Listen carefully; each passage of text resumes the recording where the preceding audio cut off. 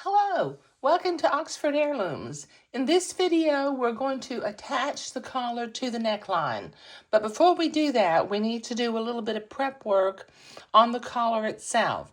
Now, if you've ever put a Peter Pan collar on a shirt, and when you get it finished and you look at it and you think to yourself, that doesn't look right.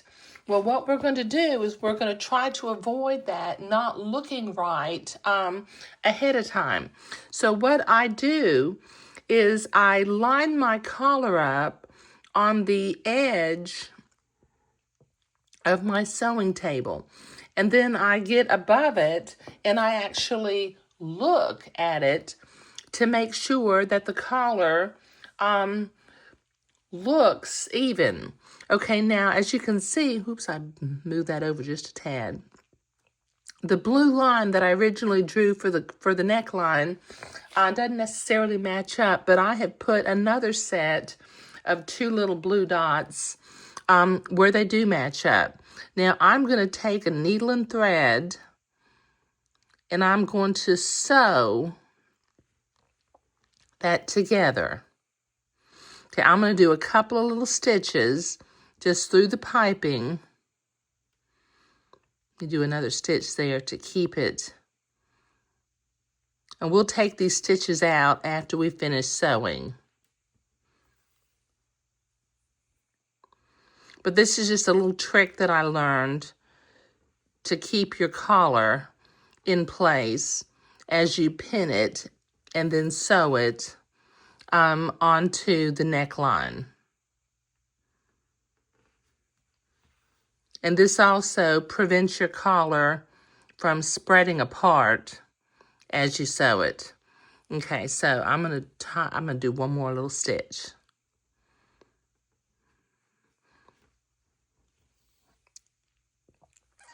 And then tie a little overhand knot real quickly. Okay, so as I'm looking at this, it's nice and even along the bottom, and it will end up going on the neckline very nicely. Okay, all right, so let me move my instructions out of the way and move my collar over here for just a minute. And I'm gonna lay the body of the shirt out where I can see the neckline.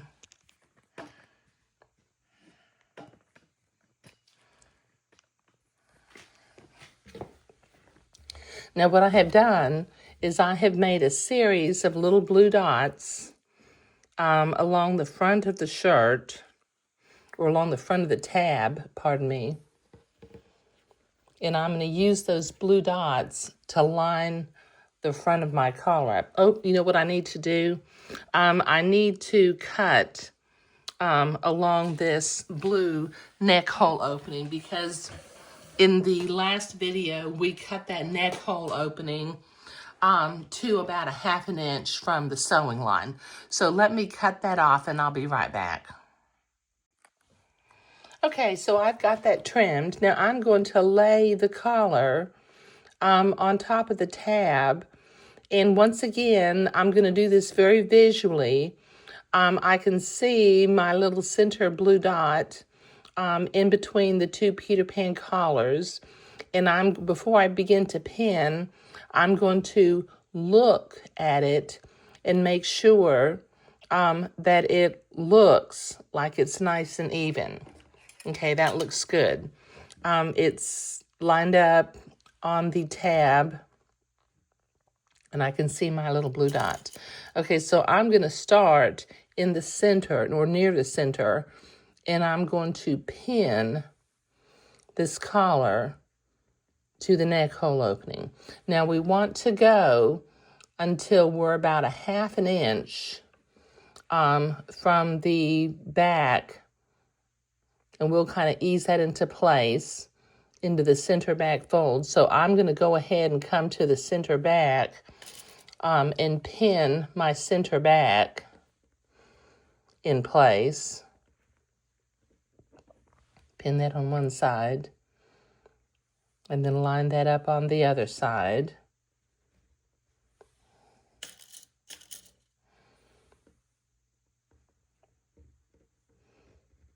Okay, that looks really nice, doesn't it? Okay, now I've got a neckband piece. It's a little bit longer than I need. And I need to go to the ironing board and press this in half. So I'll be right back. Okay, I've got this neckband piece folded over, and I'm going to bring it over, and I'm going to begin to pin it to the neck hole opening, easing it into place as I go around. I'm going to start at the center front.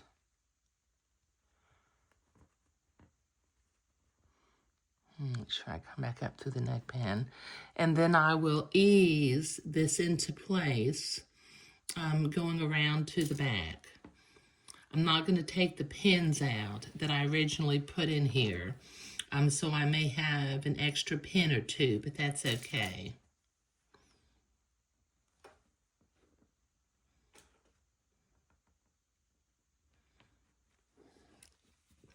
We'd rather have too many pins than not enough, and make sure that it gets on here smoothly.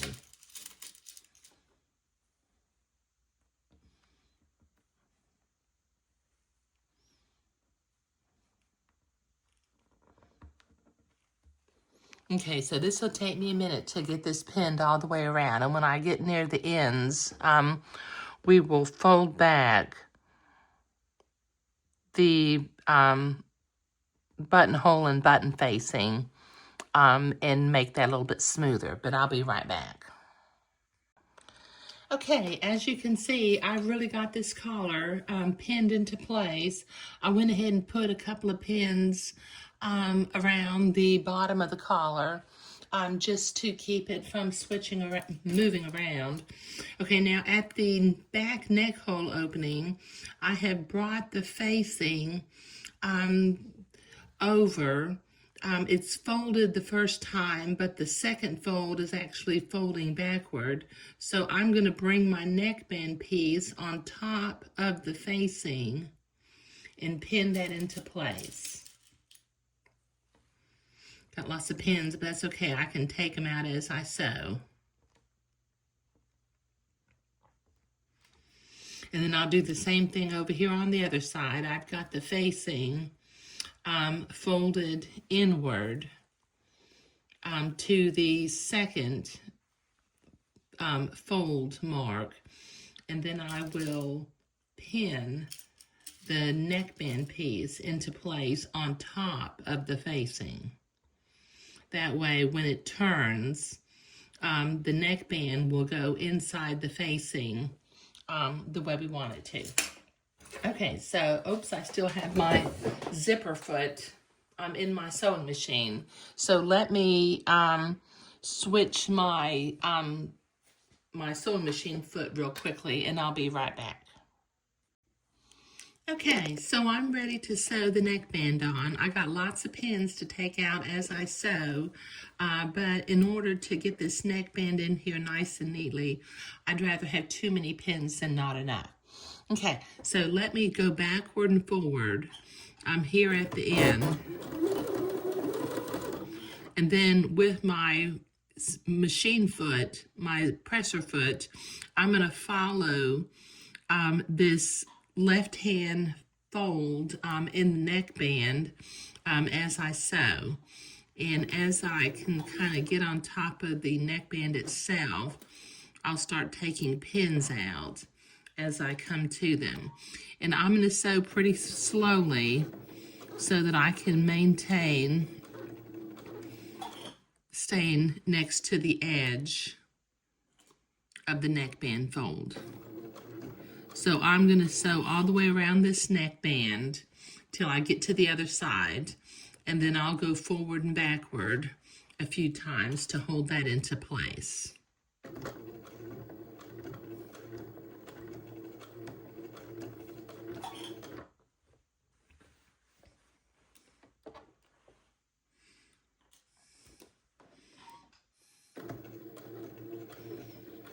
Okay, this is going to take me a few minutes to get all the way around the neckband, so I'll be right back.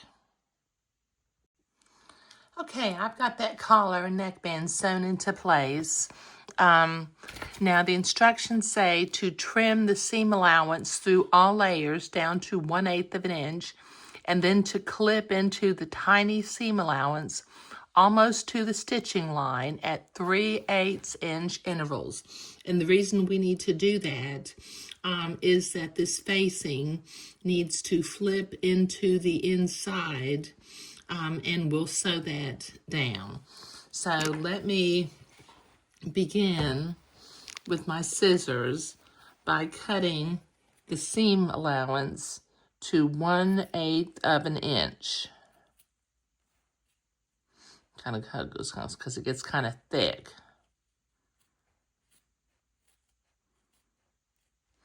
Okay, so this will take me a minute to get this trimmed all the way around, and then to clip the little notches, so I'll be right back. Okay, so I've got that trimmed and I've got it clipped. Now the instructions tell me to flip the folded bias away from the neckline, understitch the trimmed and clipped seam allowance to the bias very close to the seam line. So I'm going to, as a matter of fact, I think what I might do is I might go ahead and press so that I can make sure I can get real close to that seam line on the inside, but I'm going to go ahead and press the neckband away from the collar. So I'll be right back. Okay, I've got that bias neckband pressed back on top of the seam. So very carefully, I'm going to sew just right at the fold line. Just keeping it real close. Go kind of slow so that I don't get too far away.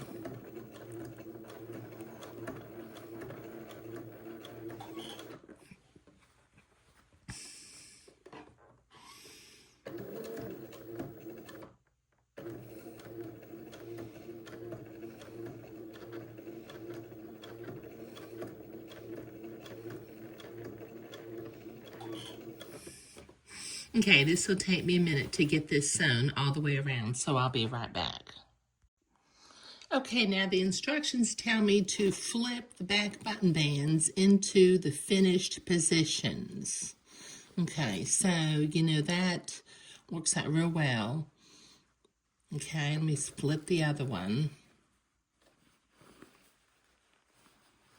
Okay, and then it tells me to working from the wrong, and it says to press it.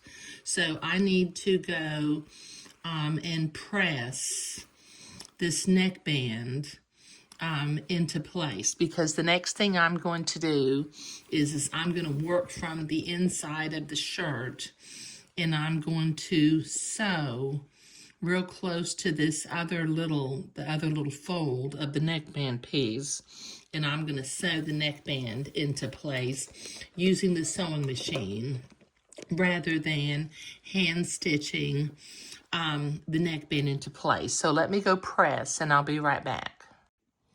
Okay, I've got that pressed. Now just very carefully and slowly I'm going to sew this neckband to the inside of the shirt, keeping the collar out of the way, and making sure that I keep the shirt smooth. So let me I'm going to be going slowly. I'm just catching that facing of the button and buttonhole band.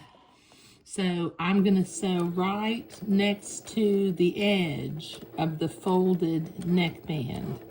Go kind of slow so that I don't miss it.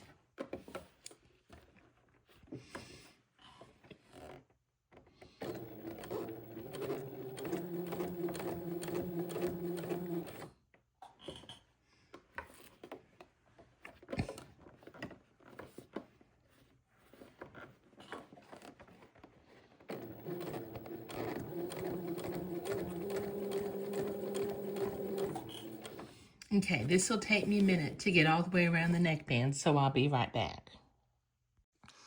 Okay, so I've got that stitched. I've got the neckband sewn to the inside of the shirt, and I have gone to the ironing board and I have pressed the collar into place.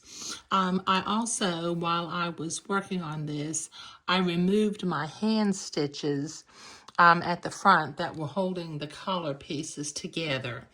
Okay, so as I look at this, you know, as I mentioned, you know, it looks right now. Okay, the collars are on, you know, nice and evenly. They're centered on the front tab. So, you know, that's what we were doing today. We were attaching the collar to the front of the shirt. Okay, now I think what I'm going to do next, because I like to be able to keep my fabric as flat as possible, I think I'm going to go ahead and make my 1, 2, 3, 4, 5, my 6 buttonholes next. Okay, all right, so thank you.